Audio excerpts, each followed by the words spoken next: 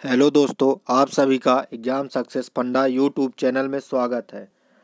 आज की इस क्लास में हम करंट अफेयर्स के क्वेश्चन आंसर्स करेंगे, जो कि सभी परीक्षाओं के लिए बहुत ही महत्वपूर्ण है। आइए स्टार्ट करते हैं। सबसे पहला क्वेश्चन है, सत्यपाल मलिक को गोवा से तबादला करके अब किस राज्य का गवर्नर बनाया गया है? इसका आंसर है मेघालय। सत्यपाल मलिक को गोवा से तबादला करके मेघालय का राज्यपाल बनाया गया है। आइए अब इनके बारे में कुछ टिप्पणियां देखते हैं। यह आदेश राष्ट्रपति रामनाथ कोविंद जी ने जारी किया है। यह नियुक्ति उस दिन से अमल में की जाएगी जिस दिन से राज्यपाल अपना कार्यभार संभालेंगे। मतलब यह नियुक्ति जो राष्ट्रपति जी ने किया है उस दिन से अमल में की जाएगी जब से सत्यपाल मलिक जी अपना मेघालय का कार्यभार संभाल लेंगे।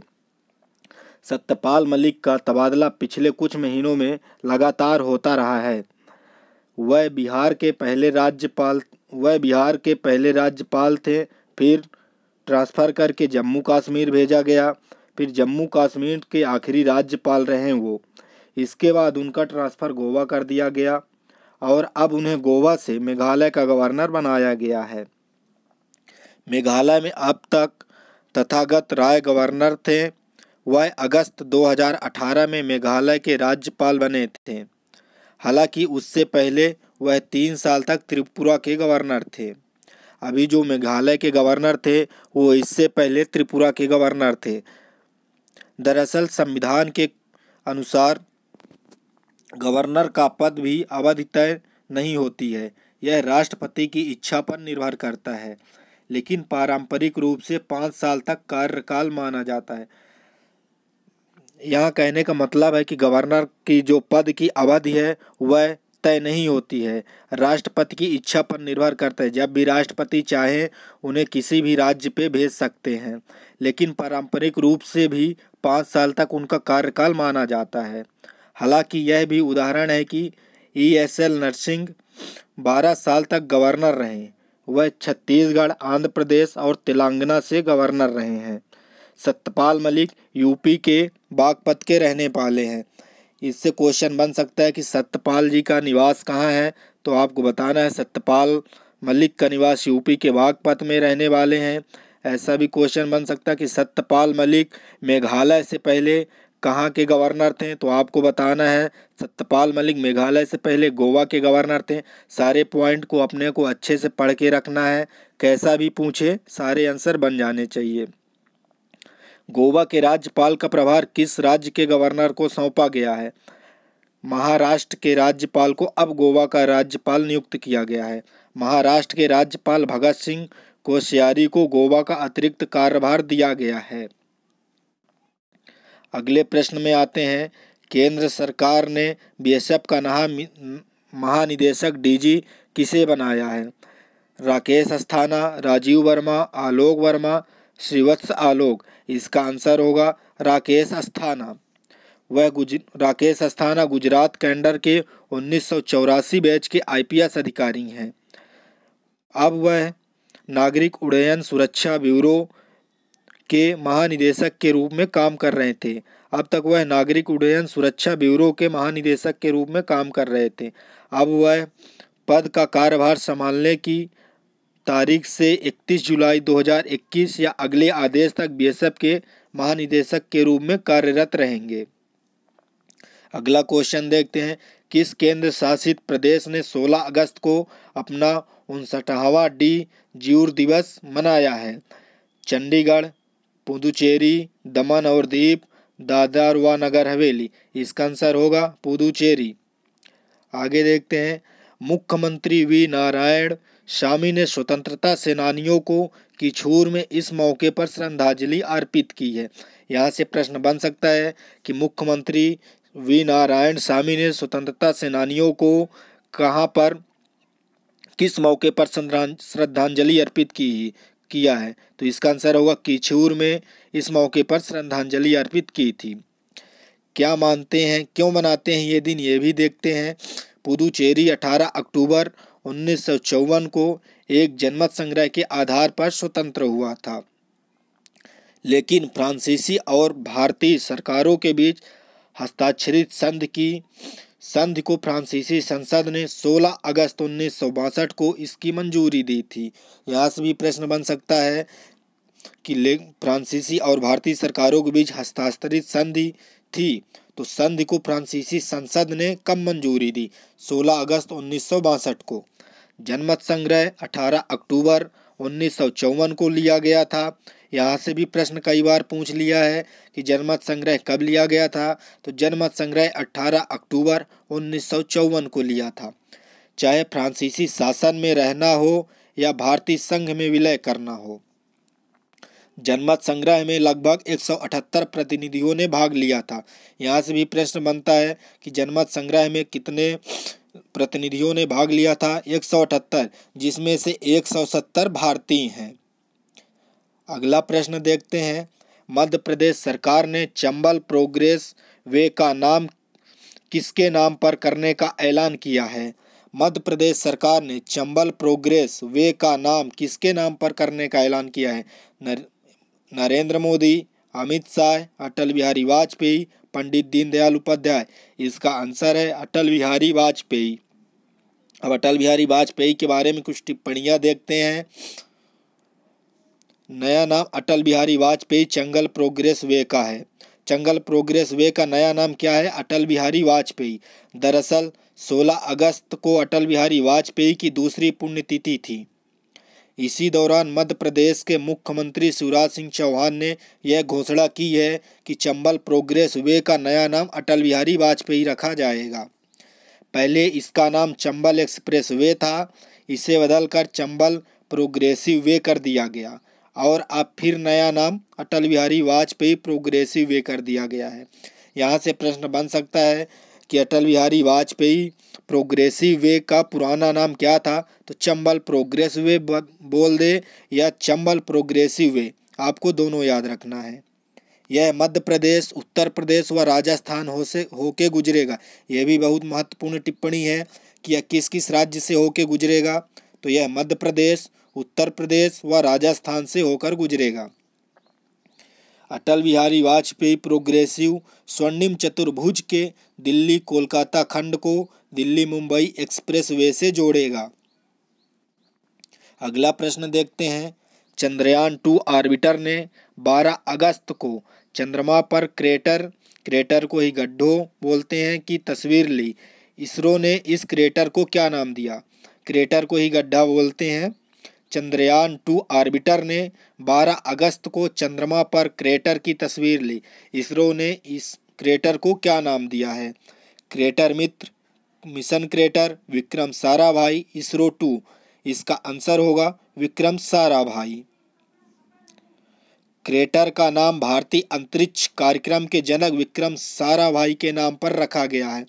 जिस क्रेटर की फोटो भेजा है उसका नाम भारतीय अंतरिक्ष के जनक विक्रम साराभाई के नाम पर रखा गया है। प्रधानमंत्री कार्यालय में राज्य मंत्री जितेंद्र सिंह ने कहा कि साराभाई का जन्म शताब्दी वर्ष 12 अगस्त को पूरा हुआ है और यह वैज्ञानिक को श्रद्धांजलि है। साराभाई को श्रद्धांजलि देने के लिए ही इस क्रेटर का नाम साराभाई रखा गया है। साराभाई क्रेटर की खींची गई 3D तस्वीर दिखती है कि यह उठे हुए किनारे से करीब 1.7 किलोमीटर गहरा है। बता दें कि चंद्रमा 2 को 22 जुलाई 2019 को प्रक्षेपित किया गया था। उस दिन ही सबसे बड़ा दिन हमारे भारत में मनाया जा रहा था कि चंद्रयान 2 प्रक्षेपित किया जाना था, आप सबको याद ही होगा। हालांकि इसके लैंडर विक्रम की 7 सितंबर को चंद्रमा की सतह पर हार्ड लैंडिंग हुई थी। आगे अगला क्वेश्चन देखते हैं। यूपी सरकार के कैबिनेट मंत्री चेतन चौहान का 16 अगस्त 2020 को निधन हो गया है। वह किस खेल के मशहूर खिलाड़ी रह चुके हैं? Cricket, basketball, hockey, football. इसका आंसर होगा क्रिकेट। चेतन चौहान 73 वर्ष के थे। उनके पास यूपी सरकार में सैनिक कल्याण, होमगार्ड, पीआरडी और नागरिक सुरक्षा विभाग थे। चेतन चौहान 2 बार लोकसभा सांसद रह चुके हैं। कोरोना से अब तक यूपी के 2 मंत्रियों की जान जा चुकी है। इनसे पहले भी एक मंत्री की कोरोना से जान जा चुकी है। 2 अगस्त को मंत्री कमला रानी वरुण का भी कोरोना के चलते ही निधन हुआ था। चेतन चौहान ने 40 टेस्ट में 2084 रन बनाए थे। चेतन चौहान ने टीम इंडिया के लिए 1969 से 1978 के बीच 40 टेस्ट खेले थे। ये पॉइंट अपने को याद रखना है कि चेतन चौहान कितने टेस्ट खेले। चेतन चौहान ने 40 टेस्ट खेले थे। इनमें उन्होंने 31.54 की एवरेज से 2084 रन बनाए थे। उनका बेस्ट स्कोर 97 रहा है। 7 वनडे में 153 रन बनाए थे। चेतन चौहान और सुनील गावस्कर की ओपनिंग जोड़ी 1970 के दशक में काफ़ी सफल मानी जाती है। चेतन चौहान और सुनील गावस्कर दोनों ने मिलकर 10 शतक की साझेदारी की और 3000 रन से ज़्यादा रन बनाए। चेतन चौहान घरेलू क्रिकेट में दिल्ली और महाराष्ट्र की टीम से भी खेले थे। अगला प्रश्न देखते हैं, भारत ने विस्फोट पीड़ितों की मदद के लिए किस देश को आपातकाल मानवीय सहायता भेजी है? भारत ने विस्फोट पीड़ितों की मदद के लिए किस देश को आपातकाल मानवीय सहायता भेजी है? Mauritius, Lebanon, Iraq, Maldives. इसका आंसर होगा लेबनान। लेबनान में अभी विस्फोट हुआ है, वहाँ के पीड़ितों के लिए भारत ने आपातकालीन मानवीय सहायता भेजी है। इसके बारे में कुछ टिप्पणियाँ देखते हैं। राजधानी बेरूत में 4 अगस्त को हुए घातक विस्फोट में लगभग 170 लोगों की मौत हो गई थी। साथ ही हजारों लोग बेघर हुए थे। यह विस्फोट 2750 टन अमोनियम नाइट्रेट के भंडार में आग लगने के कारण हुआ है। यह प्रश्न पूछ सकता है कि लेबनान में जो विस्फोट हुआ है वह किसके कारण हुआ था? तो बताना है अमोनियम नाइट्रेट के भंडारण में आग लगने से हुआ था। भारत ने जरूरी चिकित्सा और खाद्य आपूर्ति सहित 58 मीट्रिक टन आपातकालीन मानवीय सहायता भेजी है। यहाँ से भी प्रश्न बन सकता है कि भारत ने जरूरी चिकित्सा और खाद्य आपूर्ति सहित कितने मीट्रिक टन आपातकालीन मानवीय सहायता भेजी है? तो बताना है 58 मीट्रिक टन आपातकालीन मानवीय सहायता भेजी है। विदेश मंत्री एस जयशंकर ने 14 अगस्त को अपने ट्वीट में कहा कि बेरूत में हुए त्रासदपूर्ण विस्फोट के बाद लेबनान के लोगों के प्रति भारत एकजुट प्रदर्शित कर रहा है। भारत में सबसे बड़ी खासियत है कि वो सब एकजुट होकर सबकी मदद करते हैं। इसके अलावा कोविड-19 की स्थिति को देखते हुए भारत सरकार ने अलग से पीपीई किट, सर्जिकल दस्ताने भी भेजे हैं। लेबनान में ही भारत ने कोविड-19 की स्थिति को देखते हुए पीपीई किट और सर्जिकल दस्ताने भी भेजे हैं। अगला प्रश्न देखते हैं अब, पूर्व प्रधानमंत्री अटल बिहारी वाजपेयी जी की पुण्यतिथि कब मनाई जाती है? तो पूर्व प्रधानमंत्री अटल बिहारी वाजपेयी की पुण्यतिथि 16 अगस्त को मनाई जाती है। अभी हम पिछले भी इसके बारे में एक क्वेश्चन की बात कर चुके हैं कि चंबल प्रोग्रेसिव वे का नया नाम क्या रखा गया है? अटल बिहारी वाजपेयी प्रोग्रेसिव वे कर दिया गया है। अटल बिहारी हिंदी कवि, पत्रकार व एक प्रखर वक्ता थे। अटल बिहारी वाजपेयी जी भारत के 10वें प्रधानमंत्री थे और वे 3 बार इस पद पर रह चुके हैं। अब उनके प्रधानमंत्री कार्यकाल की कुछ टिप्पणियां देखते हैं। 3 बार प्रधानमंत्री अटल बिहारी वाजपेयी रह चुके हैं। 1962 से 1967 और 1986 में राज्यसभा के सदस्य रहे हैं वो। पहली बार 1996 में 13 दिन के लिए प्रधानमंत्री बने थे। ये पॉइंट बहुत ही महत्वपूर्ण है। पूछ सकता है कि पहली बार अटल बिहारी वाजपेयी जी कितने दिन के लिए प्रधानमंत्री थे? 13 दिन के लिए। ऐसा भी पूछ सकता है कि 1996 में 13 दिन के लिए प्रधानमंत्री कौन थे? अटल बिहारी वाजपेयी जी। कैसा भी क्वेश्चन पूछे वो आपको एक एक पॉइंट पढ़ना है ताकि सारे प्रश्न के आंसर आपसे बन जाएं। इसके बाद 1998 से 1999 के बीच 13 महीने पीएम रहे। 1999 से 2004 तक पूरे कार्यकाल तक प्रधानमंत्री थे वो। 1951 में जनसंघ के स्थापक सदस्य बने। उनकी फेमस कविता है, अटल बिहारी वाजपेयी जी की फेमस कविता आप सबको ही पता होगी। काल के कपाल पर लिखता मिटाता हूँ मैं गीत, नया गाता और मैंने जन्म नहीं मांगा था, किंतु मरण की मांग करूँगा। उनकी एक बार कविता फिर से देखते हैं। काल के कपाल पर लिखता मिटाता हूँ मैं गीत, नया नया गाता और मैंने जन्म नहीं मांगा था, किंतु मरण की मांग करूँगा। 1962 से 1967 और 1986 में राज्यसभा के सदस्य रहे हैं। अब देखते हैं, भारत को परमाणु शक्ति संपन्न देश बनाया था अटल बिहारी वाजपेयी जी ने ही। विपक्ष में रहकर भी संयुक्त राष्ट्र संघ में देश का प्रतिनिधित्व किया। सबसे बड़ी बात है कि विपक्ष में रहने के बाद भी वह संयुक्त राष्ट्र संघ में देश का प्रतिनिधित्व किया था। 1968 में 1968 से 1973 तक भारतीय जनसंघ के अध्यक्ष रहे। अटल आपातकाल में जेल में गए थे। वहाँ पहली बार हिंदी का परचम लहराया था उन्होंने। 1977 में जनता पार्टी सरकार में विदेश मंत्री बने।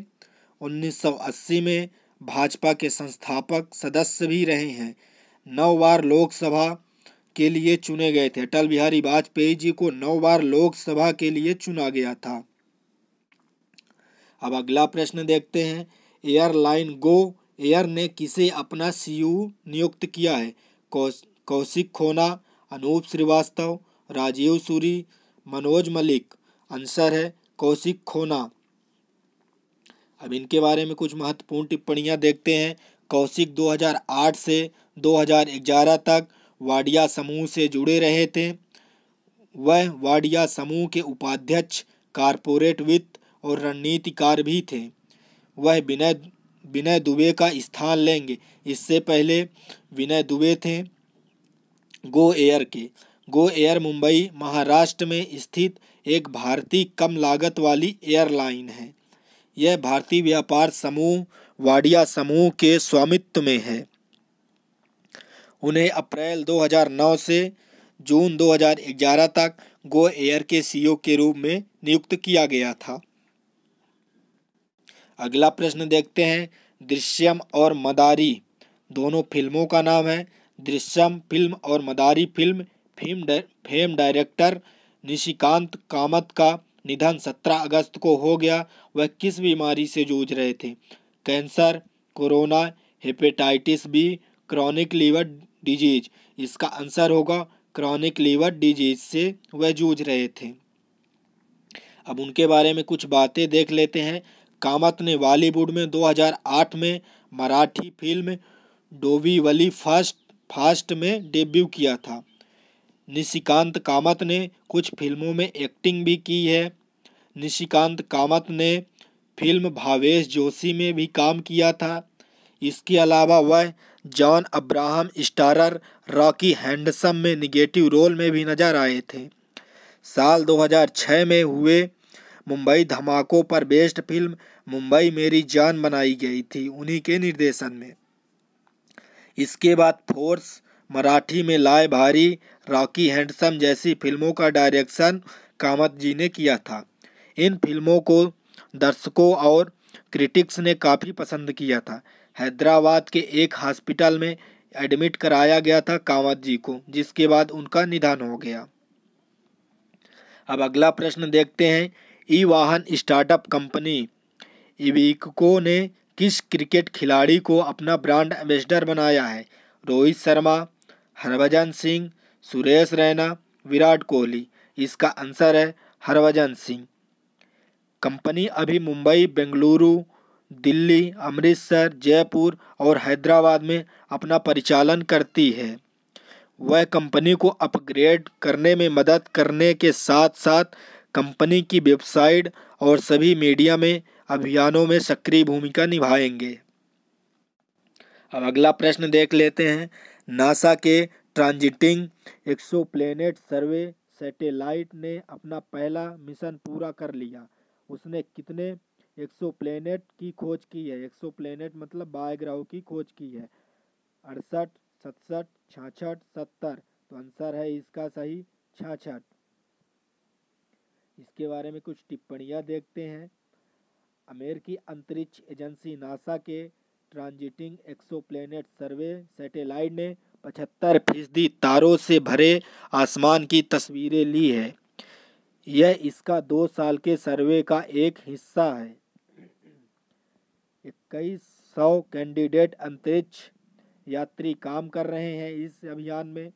अप्रैल माह में ग्रहों की खोज के लिए नासा का सैटेलाइट TESS केफ कैनरवल ने स्पेस एक्स फाल्कन 9 रॉकेट से लॉन्च किया गया है। सौर मंडल के बाहर मौजूद ग्रहों को तलाशने के लिए इस सैटेलाइट को लॉन्च किया गया था। सैटेलाइट के ऊपरी हिस्से में 4 कैमरे हैं जो रेडिएशन से इसका बचाव करते हैं। यहाँ से प्रश्न बन सकता है कि सैटेलाइट के ऊपरी हिस्से में कितने कैमरे हैं? 4 कैमरे हैं। वह उसका कार्य क्या है? उसका कार्य है रेडिएशन से इसका बचाव करना है। अगला प्रश्न देख लेते हैं। Spanish Grand Prix Formula 1 race 2020 का खिताब किसने जीता है? Nico Rosberg, Fernando Alonso, Lewis Michael Schumacher. इसका आंसर है Lewis Hamilton. Spanish Grand Prix Formula 1 race 2020 का खिताब किसने जीता है? लुइस हैमिल्टन ने। 16 अगस्त को स्पेनिश ग्रां प्री जीत ली थी इन्होंने, जो उनके फार्मूला 1 करियर की 88वीं जीत है, 88वीं जीत है। इस जीत के साथ हैमिल्टन ने ड्राइवरों की अंक तालिका में 37 अंक की बढ़त बना ली है। यहाँ से भी प्रश्न पूछ सकता है कि 16 अगस्त को स्पेनिश ग्रां प्री की जीत में हैमिल्टन ने ड्राइवरों की अंक तालिका में कितने अंकों से बढ़त बना ली है? तो 37 अंक की बढ़त बना ली है। मर्सिडीज में के हैमिल्टन ने दूसरे स्थान पर रहे मैक्स वेरस्टापेन को 24 सेकंड के बड़े अंतर से पछाड़ा है। बहुत ही कम सेकंड है कि 24 सेकंड के बड़े अंतर से पछाड़ा है। वेरस्टापेन पिछली 9 रेस में 8 बार पोडियम पर जगह बनाने में सफल थे, लेकिन इस बार वो असफल हो गए। वाल्टेरी बोटास ने तीसरा स्थान हासिल किया है। आज के क्लास में बस इतना ही।